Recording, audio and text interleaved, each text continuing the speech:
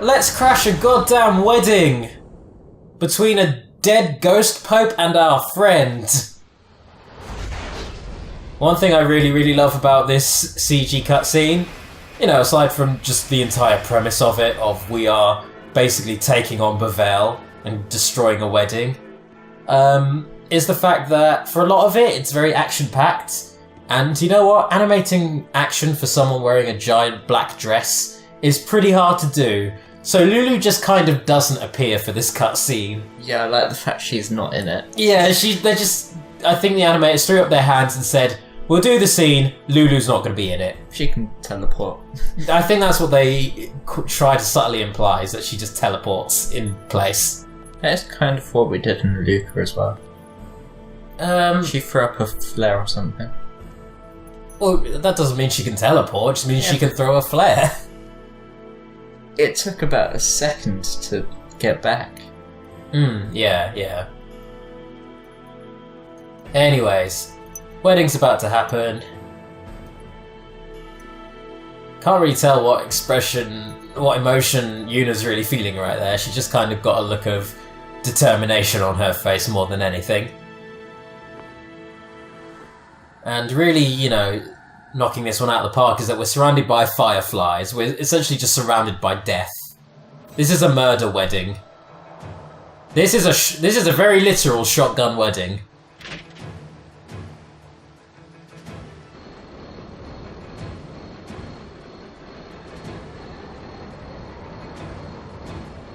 And here we come. We're about to mess up your entire existences. This is so goddamn cool. What are your thoughts on this scene compared to everything we've seen in the game so far? It's completely out of left field, isn't it? It reminds me of Sonic. I don't know if that's a favourable comparison, It's just but this moment. yeah, with the grinding and the fact that everyone is now like a master grinder and flips, except for Lulu, who just isn't here. Even Auron! They put Auron on the rails! He was just not there! But, yeah. Yeah, that is a very Sonic moment. Trust in me, set me free. We will destroy the wedding. Yuna!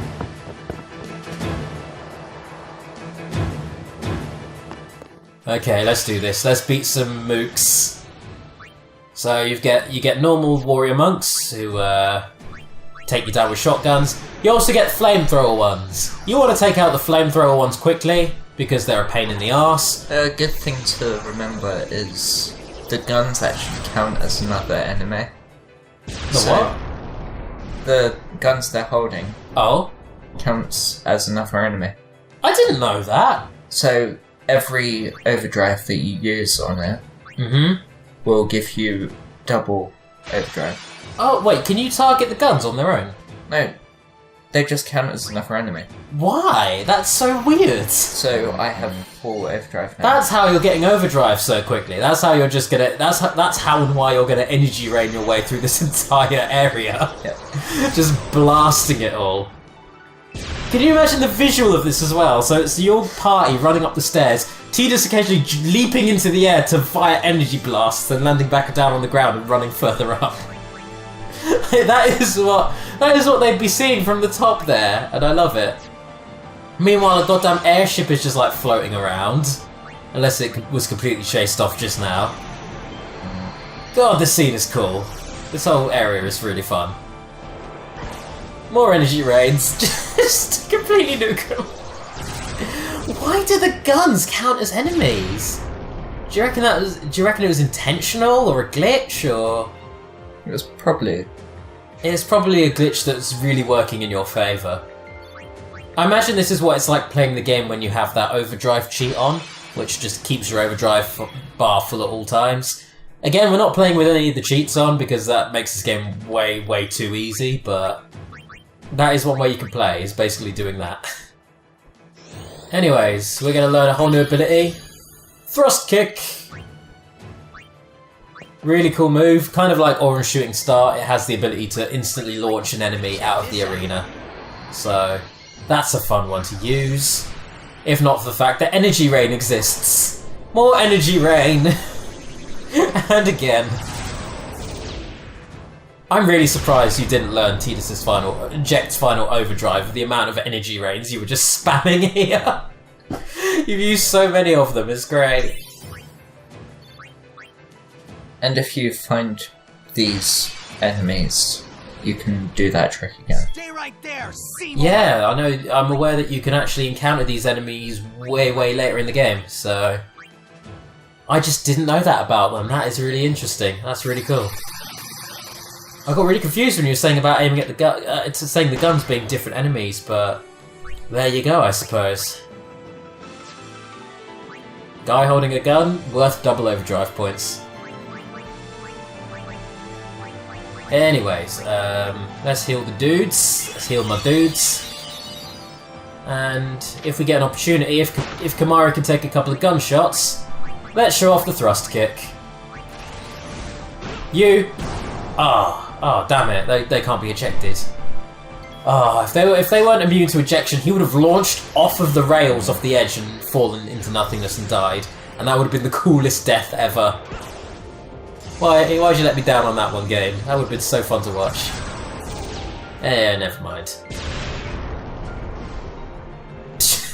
999! It's like there is no need for this egregious violence. Look at this mofo, thinking he's safe because he's out of range. Not aware that we're now just going to moidalize him for that. It's a good thing I gave Riku that health angle. This is a little something, by the way. We were curious as to whether death worked on these enemies, because it would be great if it did. Sadly, it doesn't. Which is a shame, because the death animation is really cool. That little skeleton dude basically rips out their heart, holds it in his hand, crushes it, and they instantly die. But I think it only works on actual organic life, so fiends. Yeah, it's weird that Muck doesn't work on it. Yeah, that too.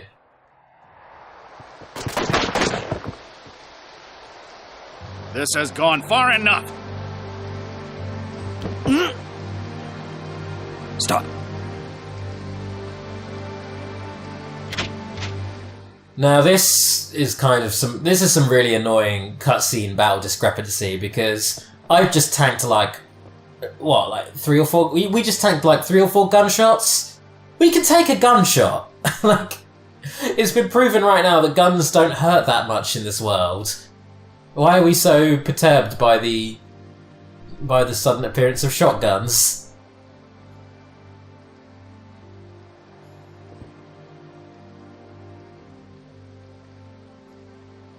The stuff looks like paper. Yeah, it really does.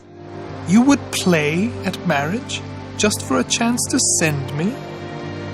Your resolve is admirable. All the more fitting to be my lovely wife. Seymour, your fringe looks ridiculous. I'm gonna send you because you're a fashion crime. You're going to fashion hell. Stop! Do you not value your friends' lives?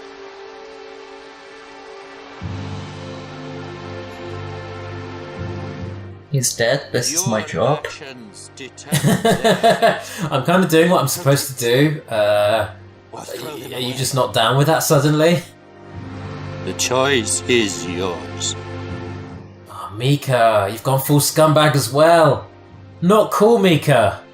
Micah, I've been mispronouncing you, Micah. Mika's the one that does the cheesy pop songs. That's not the evil Pope.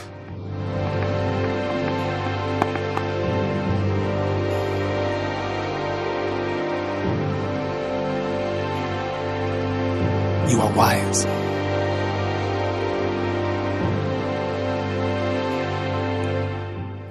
You didn't need to CG this scene. I need to see this Grody Seymour kiss in high def.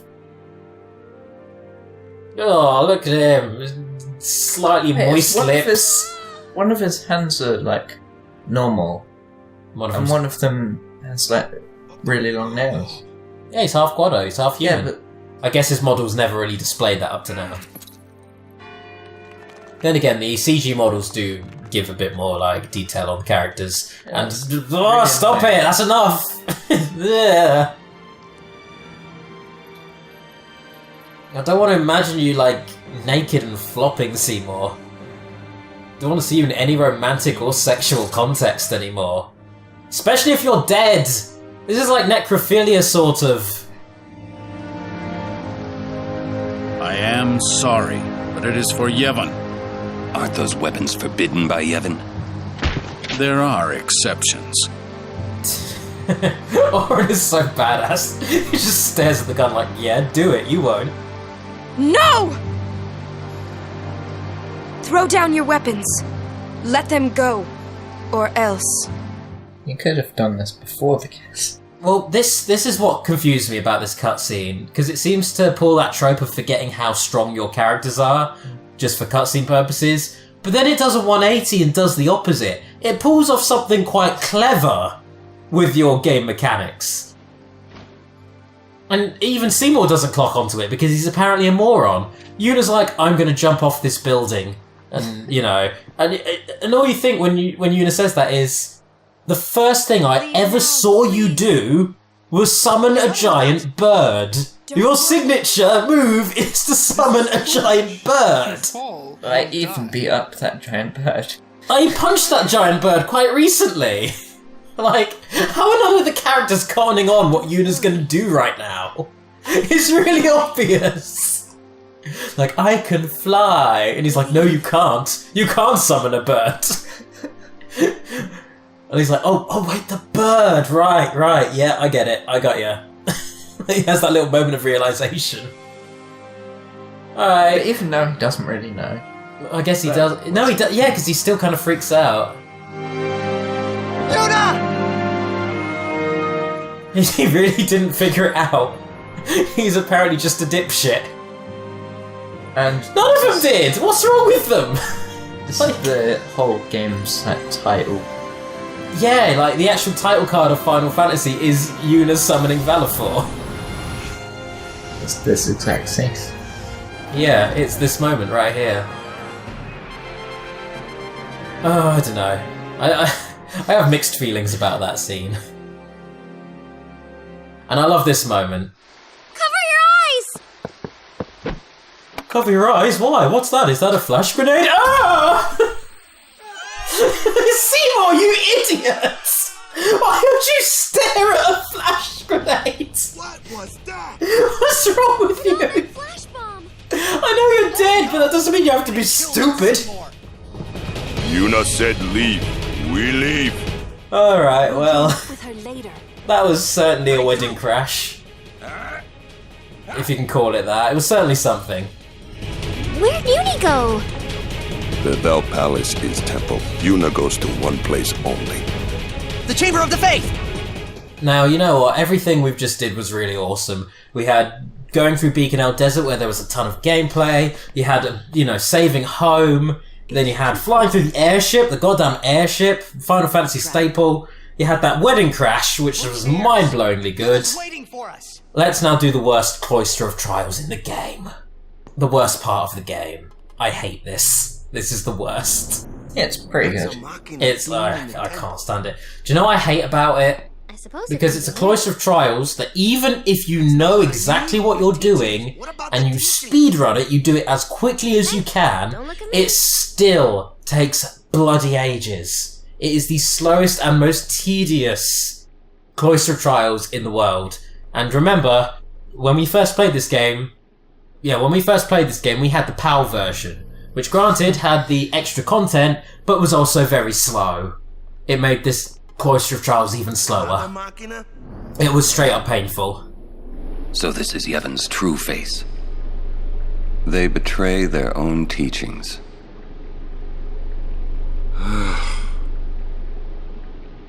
They treated us like dirt. Wouldn't everyone that's been doing this cluster of trials know that they've been betraying their own teachings? That's a very good question, actually. Like, There's even an Albert Primer right there. Someone's been through her. I can only assume that Bevelle hide this place. Like, they give you an alternate entrance, and we're just going through like a back door. And this isn't the way you're supposed to go to get to the Cloister of Trials. That's how I interpret it, because this is like a massive place with a ton of doors. In fact, when you visit this place in Final Fantasy X-2, and it's straight up completely different, because, you know, there's just so much going on. Anyways, this is a load of shite, and I don't even want to explain what you do with this one. You stand on elevators, they go super slow, you point them what way to go, they turn really slowly, they move really slowly, you've got to take orbs and put them in the right place, either on your pedestal or where they need to be. It's super slow. It's so goddamn slow. If you miss a turning, you've then got to ride it all the way to the end and then reset the puzzle and then go forward and do it again. I hate this. Why do you like this, Cloister Dan? Why? I like the puzzle. I don't like the timing. Yeah, if it weren't elevators, if this was just like a room that you ran around, or if the elevator was, let's just say, twice as quick, if it moved twice as fast and let you choose directions without having to time button presses to turn, like, this could have been really decent. This would have actually been pretty fun. The bad thing about it is it's too quick. Too quick? How? Because the actual movement... Oh, because when you're flying on the elevator, it's hard to actually turn in where you need to turn. If it was slower, you would be able to time this properly. But that's what I'm saying, though. Like, if they just gave you the option to just turn, just hold a direction, and he turns, that would make so much more sense. That's what I thought it was at first. Yeah, that's what I thought. And then I realised, no, those arrows on the ground are rhythmically pointing, and you've got to hit X. You've got to hit X just as you go over them to go wherever they're pointing. But sometimes you'll rush past with that perfect timing that you can't actually turn into the place you want to turn into. Like, no matter how well you try and time it, it just won't happen. So you then got to go over the entire maze again, and you're ready to die by the end. And you're constantly having to run over the same bit over and over. This was good it's really, the worst thing about this is that it's good in theory. Is that it's a good idea, it's a cool idea. It was just implemented in the worst way ever. And it's mind-blowing that the re-releases didn't fix it. I'm going to use the word fix because this feels broken. Look at this. You have to watch that every time. You have to go through all of these movements. It's so dull. This has been sped up by 400%. And I'm still done with it. Like, I'm still bored talking over it. I tell you what, whatever faith we get from this place better be a good one. I'm just gonna leave it at that. Yeah. And it's still good because I made a mistake. You didn't make a mistake, this is just badly designed. Well, I made a mistake, I just pressed it at the wrong time. Which isn't your fault because it doesn't give you enough time to press it with the right timing. I'm absolving you of all responsibility on this one, this was the game's fault. And then if you come up here without the right spheres, then you miss out on the opportunity to get the secret item, and you can't go back to get it. Real ending kick in the teeth right there. And you actually need both spheres to get past it. You need both spheres at this point. When you come up here with just one, I feel ready to murder something. I really do. Alright, so, moving on.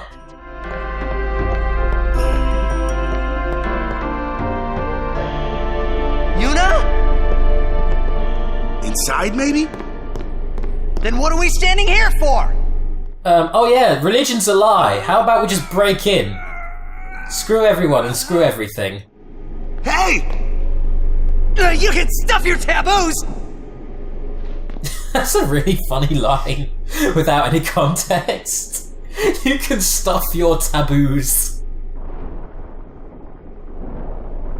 And I dig that of all the members of the party, it's actually Kimahri who is the most down with sticking with Yuna through thick and thin, no matter what happens. Even though it's incredibly weak. That's only because of how you've malnourished him. You haven't given him those sweet experiences he craves. Oh, it's also, my ghost pal. It's Ghost Pal! It's Ghost Friend! What up, my homes? Haven't seen you in a while. What's that? A faith.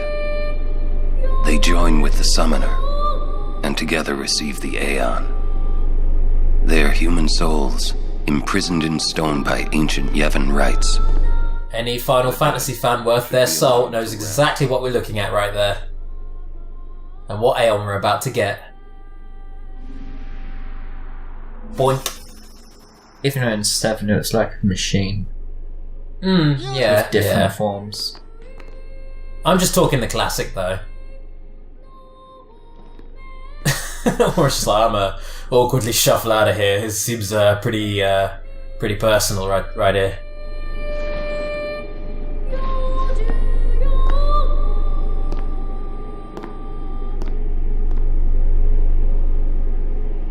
Wait! Don't come out! Oh bugger, I forgot we're being hunted right now. There's the last of them. You are to stand trial. I expect it will be a fair trial. Of course it will. Maybe if we didn't spend forever inside a really complicated and boring elevator system, we'd have been okay. So here it is, Bahamut. Straight up Final Fantasy staple. He's a goddamn dragon. He has the power to break the damage limit, doing all the damage in the world. More than 9999 with its Mega Drive attack. Oh, Mega Drive? What's it called? Mega Flare. Mega Flare attack, that's the one. We're calling him Ghost Pal because that's who he is. He's our Ghost Pal.